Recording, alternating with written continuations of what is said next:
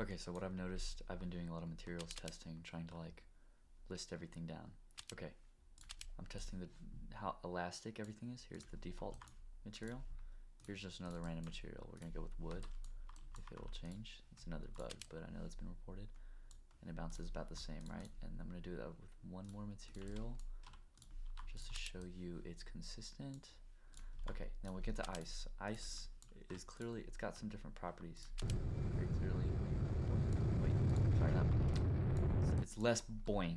Sorry, I should say that, right? It bounces less. Now if I go to fabric, or no, sorry, not fabric, if I go to default. So, as you can see, that's default. And bounce it. Look at that.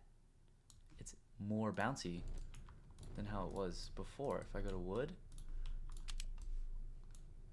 more bouncy.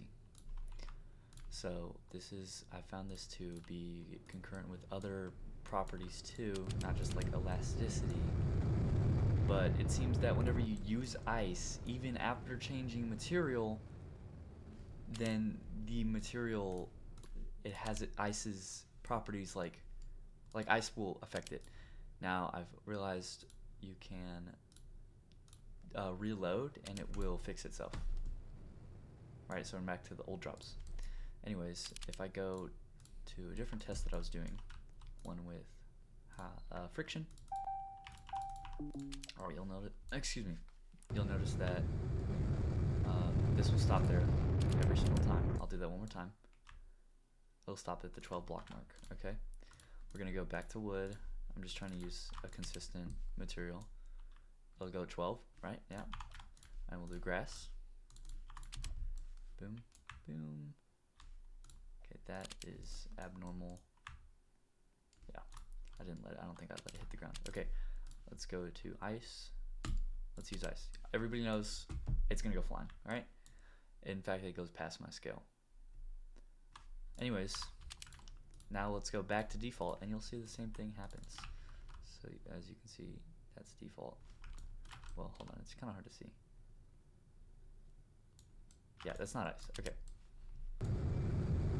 And did you see how bouncy it was too? You can still see the elasticity problem. Anyways, look at that. I don't know why ice imprints like new properties into materials, but it's really weird and it kind of makes them like this super material. And this also happens for buoyancy. Okay, so here's the default material. And, oh, sorry, I forgot to, or rather I should say buoyancy or density. Anyways, if I set it to 6.3, which is the density, or like that'll even out most of the materials for this 3x3 platform. Alright, so it doesn't even move, and you can get in the water, just see, so you see it's not like anchored, you can push it, right? Let's try wood, and it should also be 6.3, boom. Okay, now let's move to ice.